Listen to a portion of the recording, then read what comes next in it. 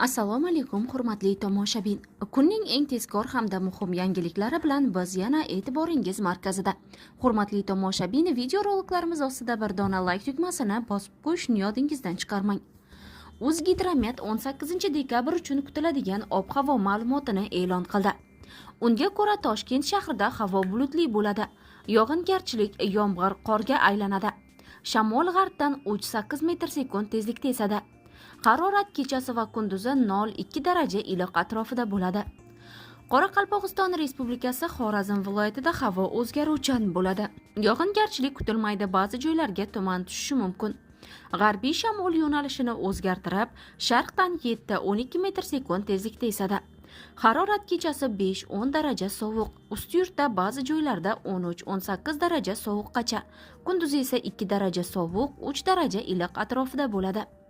Buxoro hamda Navoiy viloyatlarida havo o'zgarib turadi. Kechasi va ertalab ba'zi joylarda yog'ingarchilik, yomg'ir qor ko'rinishida yog'ishi mumkin. Ba'zi joylarga tuman tushadi. G'arbiy shamol yo'nalishini o'zgartirib, sharqdan 7-12 metr/sekund tezlikda esadi. Harorat kechasi 0,5 daraja sovuq, kunduzi esa 0,5 daraja iliq atrofida bo'ladi. Toshkent, Sirdaryo, Samarqand, Jizzax viloyatlarida havo o'zgaruvchan bo'ladi. Yog'ingarchilik, yomg'ir qor yog'adi.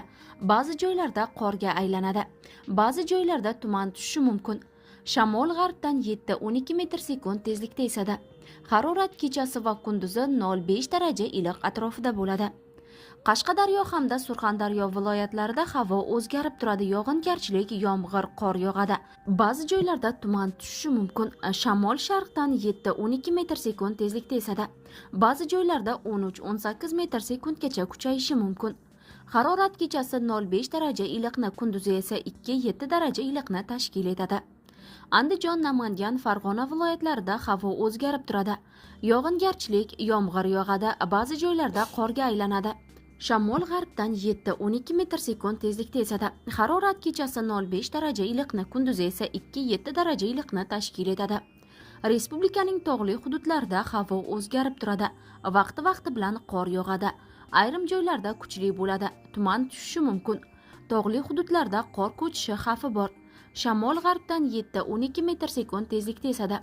Harorat kechasi va kunduzi 0,5 daraja iliqni, kunduzi esa 2-7 daraja iliqni tashkil etadi.